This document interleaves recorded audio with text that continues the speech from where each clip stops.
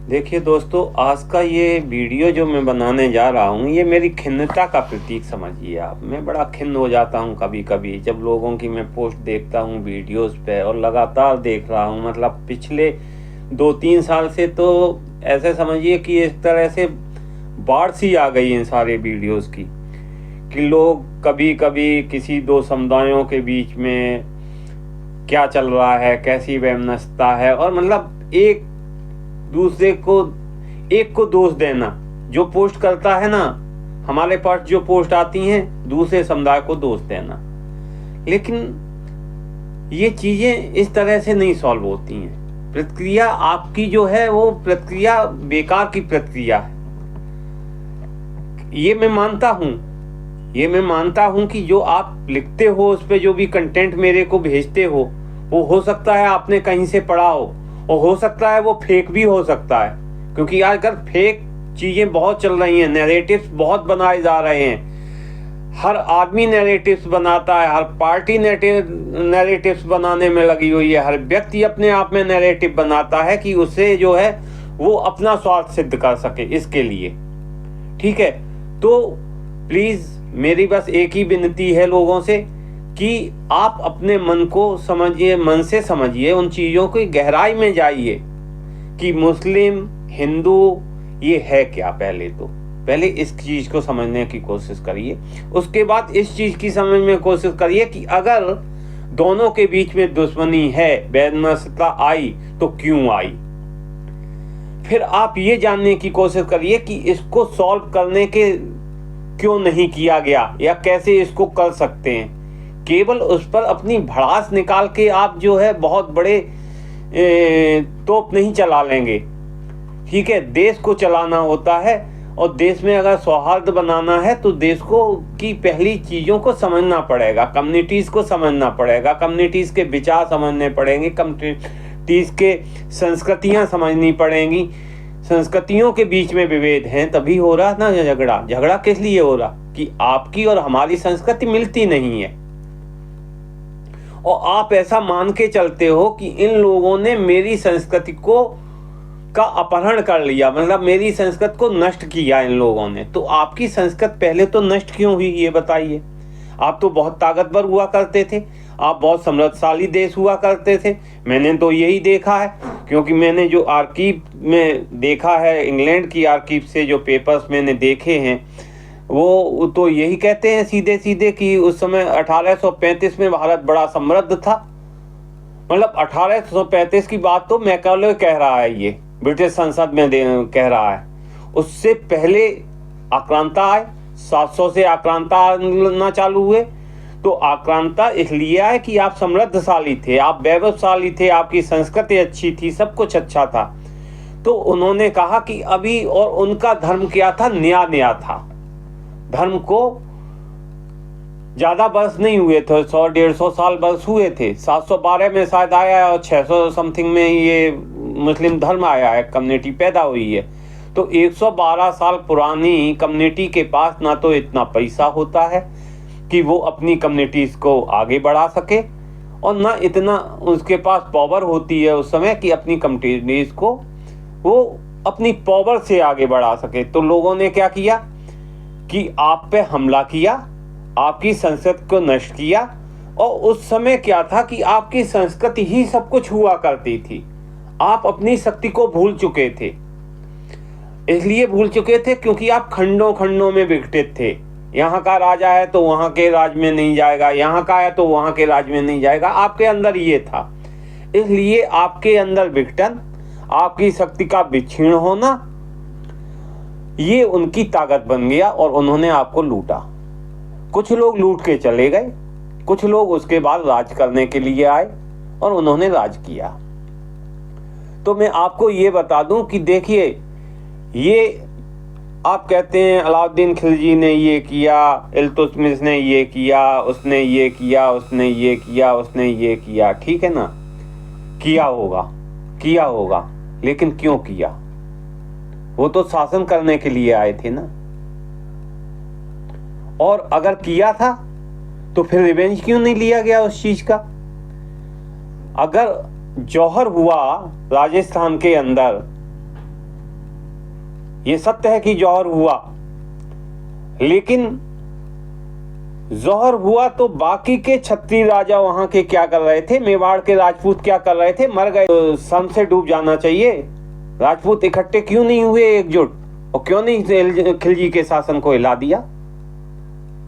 तो ये तो सारी बुनियाद की चीजें, उस समय भी क्या था, उस समय भी लोग जो है चाटुकारिता करते थे, ये सब करते थे, तो देश में यही सब कुछ चलता आया। और देखिए, मैं तो अपना सीधा सा मेरा एक सिद्धांत है कि ये राजनीति जो है ना, कहां से कहां ले जाए आदमी को समझ नहीं सकते आप।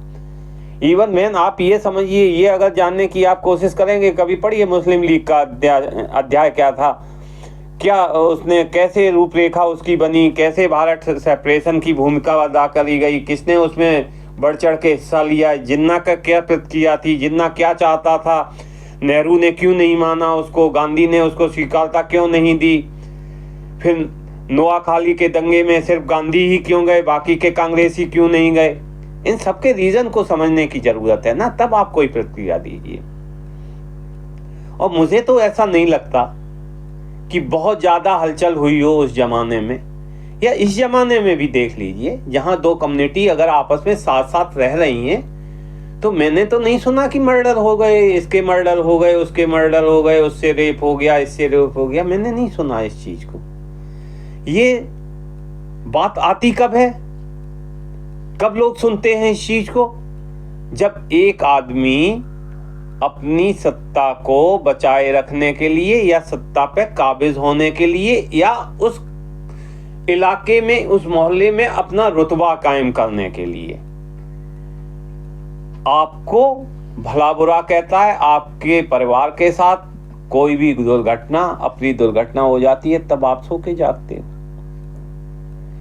लेकिन आप कभी ये सोचिए कि जो आदमी कल तक आपका दोस्त हुआ था, आज आपका दुश्मन हुआ क्यों? उसके पीछे कौन सी चीज है ऐसी, उसे कौन सी ऐसी जो है ताकत मिल गई है कि जिससे आपके बीच में और उसके बीच में झगड़ा हो गया? इसको जानने की कोशिश करिए ना, आपने कभी की नहीं। तो अगर आप देखेंगे तो उसमें भी कहीं ना कहीं राजनीति होगी, और ये जो राजनीति होती है, ये राजनीति के तहत देश नहीं चलाओगे, अगर कम्युनिटीज चलाओगे तो कम्युनिटीज नहीं चल पाएंगी। उनकी संस्कृति को समझना होगा, आप अपनी संस्कृति को समझना होगा, दोनों संस्कृतियों को इज्जत देनी होगी, दोनों को एक साथ रहना होगा, भाईचारे का व्यवहार होगा।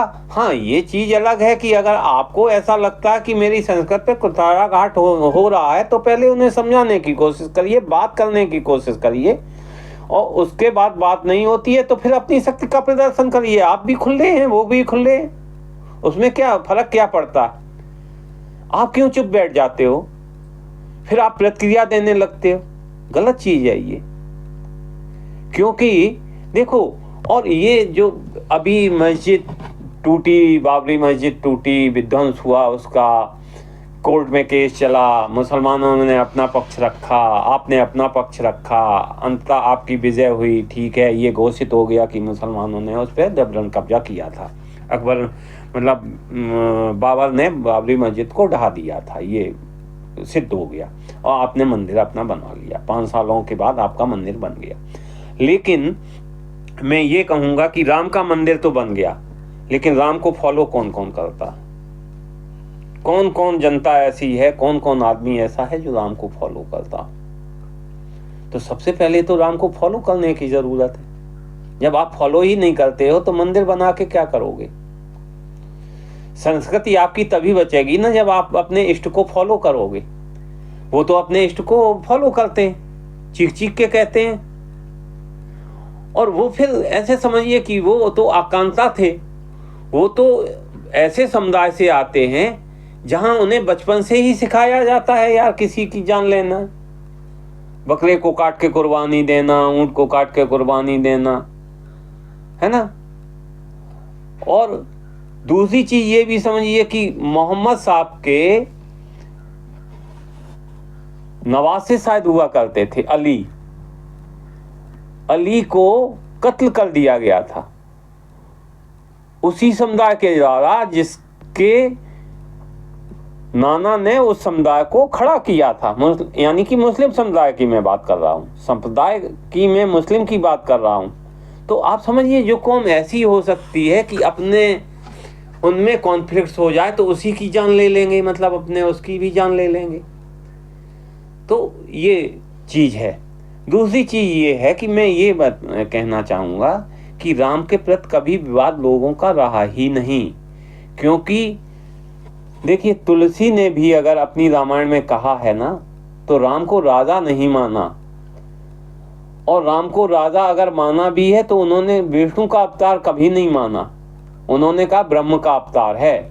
और जो ब्रह्म का अवतार होता है वो सभी के लिए माननीय होता है, क्योंकि ब्रह्म का मतलब होता है आपकी जीवात्मा, आपके अंदर आत्मा है। अगर आप मानव हो, आपके अंदर आत्मा है, आप में सोच है, आप में विचार है, आप में बुद्धि है, आप में चिंतन करने की कला है, तो आप राम को फॉलो करोगे ही करोगे, करना ही होगा, उनके आदर्शों को फॉलो करना ही होगा।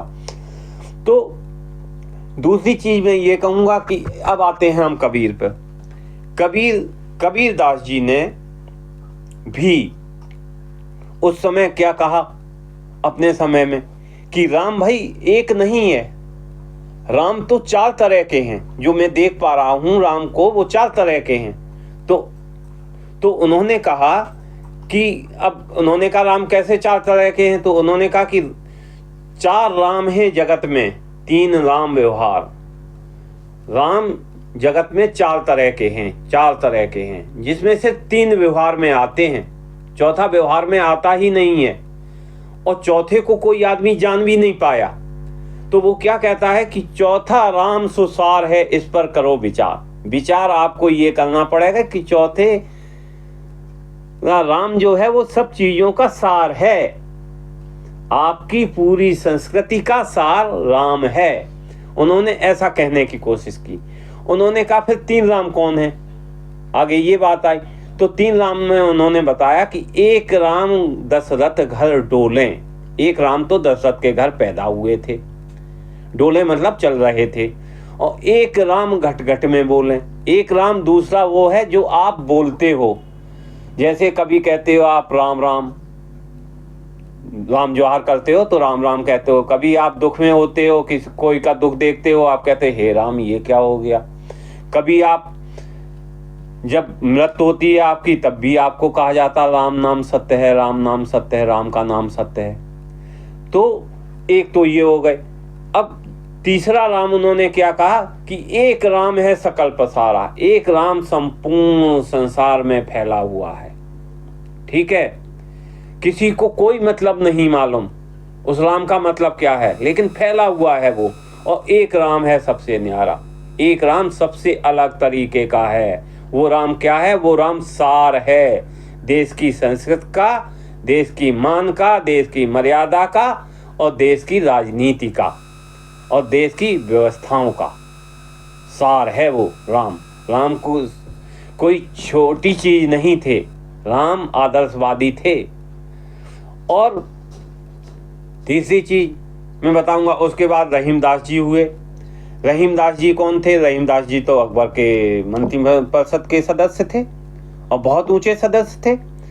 अगर रहीमदास जी अकबर चाहता तो रहीमदास जी ये बात कह ही नहीं पाते जो उन्होंने कही। क्या हुआ क्या था कि एक बार जो है गंगा तट के स्थान पर, इलाहाबाद में जो गंगा है, एक तरफ रहीमदास जी बैठे हुए थे और उसी समय तुलसीदास जी आ गए। तो तुलसीदास जी और रहीमदास जी की कवि होने के नाते अच्छी खासी दोस्ती हुआ करती थी। तो देखा दूसरे तट पे जो है रहीमदास जी धूल लेके वहाँ की, मतलब यानी कि रेत लेके नहा रहे हैं, रेत से ऐसे ऐसे डाल रहे हैं और कुछ देख रहे हैं उसमें, रेत में ढूंढने की कोशिश कर रहे हैं। तो तुलसीदास जी कहते हैं रहीमदास जी से, धूल धरत निज शीस पर कहू रहीम कई काज। तो रहीमदास जी का उत्तर देखिए आप, जेही रज मुन पत्नी तरी सोई ढूंढत गजरा। मैं उस चीज को ढूंढ रहा हूं जिसने मुनि की पत्नी का उद्धार किया था, यानी कि अहिल्या का उद्धार किया था। यानी अहिल्या का उद्धार करने वाले कौन थे? राम। तो जो राम के लिए ये बात कह सकता है रहीमदास जी, अकबर के मंत्रिपरिषद में होते हुए भी, तो आप ये तो समझिए कि अकबर उतना बुरा नहीं रहा होगा जितना बुरा आप लोग दिखाते हो उसको। उतना बुरा नहीं रहा होगा, हाँ उतना अच्छा भी नहीं रहा होगा जितना इतिहासकार दिखाते हैं, ये भी बात सही है। तो आपको दोनों चीजों को देखना पड़ेगा। फिर उसके बाद आप आइए नए जमाने की बात मैं करता हूं। नए जमाने की बात करता हूं मैं अपनी। एक हुए थे अल्लामा इकबाल, शायद उनका जन्म लाहौर में हुआ था और वो कुछ मेरे समझ में 1877 के आसपास, 1877, 1877, यस 1877 में पैदा हुए थे और वो 1938 में शायद उनकी मृत्यु हुई। और उन्होंने ये शायरी लिखी थी 50 साल पहले। 50 साल पहले में शायरी तो लंबी है, लेकिन उसमें जो उन्होंने राम के बारे में लिखा है वो ये लिखा है राम के वजूद पे हिंदुस्तान को नाज, है राम के वजूद पे हिंदुस्तान को नाज, अहले नजर समझते हैं इसको इमाम हिंद। इमाम हिंद, इमाम हिंद का मतलब हिंद का नायक, हिंद का लीडर। तो अगर हिंद का लीडर ये अपने में दर्शा रहा है तो इसका मतलब ये भी राम को मानता होगा। अब आइए तीसरी जगह पे, ये तो 1877 की बात हुई, मैं तो 1919 की बात कर रहा हूं। 1919 और 1988 के बीच में शमसी मीनाई पैदा हुए और इन्होंने ये कविता जो है आज समझिए आज 2023 है और इससे करीब 50 साल पहले लिखी थी, यानी कि 70-72 में लिखी होगी। या मैं कहता हूं इनके जन्म के बाद भी इन्होंने 50 साल बाद लिखी हो, जन्म के बाद भी 50 साल बाद लिखी हो तो 69 में लिखी होगी, मतलब 69 और 70-77 के बीच में लिखी होगी। वो राम के प्रति उनकी प्रतिक्रिया क्या है, तो वो राम को क्या कहते हैं, ये बहुत अच्छी मतलब सारगर्भित है। इसके एक एक वर्ड को, एक एक चीज को समझने की जरूरत है, तब आप समझ पाएंगे कि लोग राम के बारे में क्या सोचते हैं, वो संप्रदाय भी क्या सोचता है, वो संप्रदाय भी क्या सोचता है और आप क्या सोचते हैं, मतलब वो क्या कह रहा है। मैं राम पर लिखूं मेरी हिम्मत नहीं है कुछ, तुलसी ने वाल्मीकि ने छोड़ा नहीं है कुछ। फिर ऐसा कोई खास कलंबर भी नहीं हूं मैं, लेकिन वतन की खाक से बाहर भी नहीं हूं मैं वतन की खाक से भी बाहर नहीं हूं और मैं इतना बड़ा कलंबर भी नहीं हूं। कलंबर का मतलब राइटर भी नहीं हूं। मैं राम पर लिखूं मेरी हिम्मत नहीं है कुछ, तुलसी ने वाल्मीकि ने छोड़ा नहीं है कुछ। तो अभी हर गाम जिसके सच का फरेरा ही बन गया, वनवास जिंदगी का सवेरा ही बन गया। एक तर्ज और एक बात है हर खासो आम से, मिलते हैं कैसे कैसे सबक हमको राम से। राम से हमें लेसन्स मिलते हैं और ये कौन कह रहा है, ये शमसी मीनाई जी कह रहे हैं। और शमसी मीनाई जी किस संप्रदाय के हैं, मुस्लिम संप्रदाय के हैं। तो मुस्लिम अगर ये कह रहा है कि सबक मिल रहे हैं राम से, तो राम से वो विरोध क्यों करेगा, मुझे समझने की ये जरूरत पड़ेगी। अब सबक कैसे मिलते हैं, अब सबक वो क्या कह रहा है कि ऊंचा उठे तो फर्क ना लाए शऊर में, कोई बड़े ना हद से ज्यादा गरूर में। ये बात वो रावण के लिए कह रहा है। जंगल में भी खिला तो रही फूल की महक, गुदरी में रह के लाल की जाती नहीं चमक। दिल से कभी ये प्यार निकाला न जाएगा, माँ बाप का ख्याल भी टाला न जाएगा। अगर आप राम को मानते हो ना, तो अपने माँ बाप को आप वृद्धाश्रम में नहीं भेजोगे। हम ये देख रहे हैं कि जहाँ लिटरेसी सबसे ज़्यादा है और जहाँ मॉडर्न सिटी ज़्यादा है, जहाँ आर्थिक आमदनी ज़्यादा है, वहाँ अनाथालयों की भी संख्या ज़्यादा है। तो आप अपने माँ बाप को जब अनाथालय में ले जाते हो तो आप राम के आदर्शों को फॉलो करोगे। और वो ही ये कह रहा है कि दिल से कभी ये प्यार निकाला ना जाएगा, माँ बाप का ख्याल भी टाला ना जाएगा। ख्याल की वो बात कर रहा है, किस ख्याल की, कि एक वचन दिया था दशरथ ने रानी कैकई को युद्ध के दौरान, जिसके तहत जब राम का राज्याभिषेक होने को आया तो किसी कारणों से कैकेयी ने वो वरदान मांगे, जिसमें एक था राम को वनवास, एक में था भरत को राजगद्दी। राम ने उसको फॉलो किया। राम राजा बनने जा रहे थे। 24 घंटे पहले राजा बनने जो आदमी जा रहा हो और 24 घंटे के बाद उससे कहा गया कि बोरिया बिस्तर बांधो और घर से बाहर निकलो, उसने तो नहीं कहा कि मेरा भी घर पे अधिकार है, आप कौन होते हो, क्या होते हो, आज क्या आपको ये मंजूर है? आप चल रहे हो राम के आदर्श पे। एक एक एक एक एक एक एक एक इसकी लाइन पढ़िए आप, एक एक शब्द को समझिए। कितने क्वेश्चन उठाए हैं शमसी मीना जी ने, आप देखिए। बेटा वही जो माँ बाप की फरमान मान ले, सौहर वही जो लाज पे मरने की ठान ले, और बाप वो जो बेटों को लबकुश बना सके, इस जगत में जीने के सबको गुड़ सिखा सके, भाई जो भाई को चाहे तलवार की तरह, जनरल को रखे जो फौज परिवार की तरह, राजा वही गरीब से इंसाफ कर सके, दल दल के जात पात से हरदम उबल सके, जो भेदभाव के चक्कर को तोड़ दे, सबरी के बेर खा के जमाने को मोड़ दे। लोग तो ये भी कहते हैं, आपके हिंदू ही कहते हैं, वो कहते हैं कि साहब राम जो है शूद्रों के खिलाफ थे। यहां तो वो कह रहा है कि यार ऐसा आदमी कैसे जात पात में विश्वास रख सकता है? जात पात को तो उसने तोड़ा था सबरी के बेर खा के। जब वो ये कह रहा है तो आप उस पर क्वेश्चन उठा रहे हो। आप ही जब अपने राम पे क्वेश्चन उठा रहे हो तो दूसरों से कैसे आशा कर सकते हो यार? तो बुद्धि और विवेक से जब तक आप नहीं स्वीकार करोगे इस चीज को कि हमें आप चिंतन करना और अध्ययन करने की जरूरत है, ऐसे जो है वीडियोस के ऊपर जाके और इसके ऊपर जाके या नेताओं की नेतागिरी में फंस के आपको कम्युनिटीज के बीच में विद्रोह पैदा करना है, वेबनर्स पैदा करना है, तो प्लीज ऐसे वीडियो मत डालिए, मैं बार बार कह रहा हूं। अभी आप देखिए जो क्या कहता है, इंसान हक की राह में हरदम जमा रहे, ये बात फिर फिजूल की लश्कर बढ़ा रहे, ईमान हो तो सोने का अंबार कुछ नहीं, हो आत्मबल तो लोहे के हथियार कुछ नहीं। रामचंद्र जी ने तो लंका को जीता था और लोग कहते हैं लंका सोने की थी। जब लंका सोने की थी, इतना बड़ा सोना था मतलब वहां, तो राम ने उसे वापस कर दिया विभीषण को हंसते हंसते।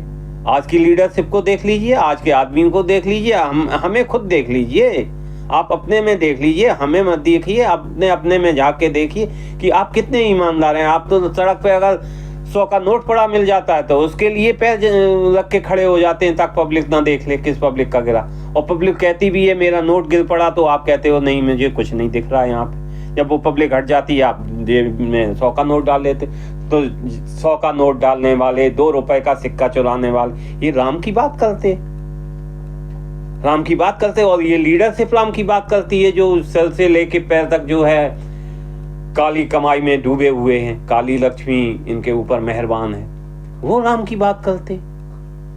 बड़ी मुश्किल है भाई इस जमाने में। तो रावण को मैंने माना, अब वो आगे क्या कहता है उसको सुनिए। रावण को मैंने माना कि हस्ती नहीं रही, पर रावण का कारोबार है फैला हुआ, अभी यहीं फैला हुआ है कारोबार। ये जितने भी आपको दिख रहे हैं ना, चाहे सत्ता पक्ष हो चाहे विपक्ष हो, जो इस तरह की बात करते हैं वो रावण से ज्यादा खतरनाक हैं। वो विपक्ष के, ज्यादातर विपक्ष के नेताओं की मैं बात करूंगा, मुझे माफ करिएगा, मुझे माफ करे, ये है इस तरह का, चाहे ममता हो, चाहे अखिलेश हो, चाहे कांग्रेस की सोनिया गांधी हो, चाहे कांग्रेस के जवाहरलाल नेहरू रहे हो, चाहे कांग्रेस की इंदिरा गांधी रही हो, चाहे जो भी रहा हो, इन्होंने वेबनेस फैलाने के अलावा कुछ किया ही नहीं। और ये राम की बात करते हैं, ये राम को गाली देने की बात करते हैं, राम का आकलन करते हैं, राम पर राजनीति करते हैं, और फिर आप दूसरे समुदाय के वोट पाना चाहते हैं उसकी हालत में। जब आप दूसरे परिवार के, दूसरे समुदाय के, दूसरे अपने घर से बाहर निकल के दूसरे की आपने अगर सहायता लेनी चालू कर दी तो भाई दूसरा तो फिर आपसे सहायता के बदले में मांगेगा कुछ ना कुछ, और उसी का परिणाम है ये सब कुछ। राम मंदिर का न बन पाना, 33 साल मस्जिद तोड़े हुए भी 33 साल हो गए, उसके बाद मस्जिद को मंदिर में तब्दील किया गया, भाई मंदिर बन के तैयार हो गया, बहुत बहुत बधाई हो इसके लिए आप लोगों को। तो वो ये कह रहा है कि ईमान हो तो सोने का अंबार कुछ नहीं, हो आत्मबल तो लोहे के हथियार कुछ नहीं। रावण की मैंने माना कि हस्ती नहीं रही, रावण का कारोबार है फैला हुआ अभी, छाया हर एक जिसमें अंधेरा घना हुआ, हिंदुस्तान आज है लंका बना हुआ। आज भी हिंदुस्तान तो लंका बना हुआ है, वो लंका की बात कर रहा है। तो लंका की जहां बात कर रहा हो तो रावण ही रावण भरे हैं, मतलब यहाँ तो किसकी। और बाद में वो वही लिखता है कि मैं राम पर क्या लिखूं, हिम्मत नहीं है कुछ, तुलसी ने वाल्मीकि ने छोड़ा नहीं है कुछ। बहुत बहुत धन्यवाद। आप शायद समझ गए होंगे मैं क्या कहना चाह रहा हूं।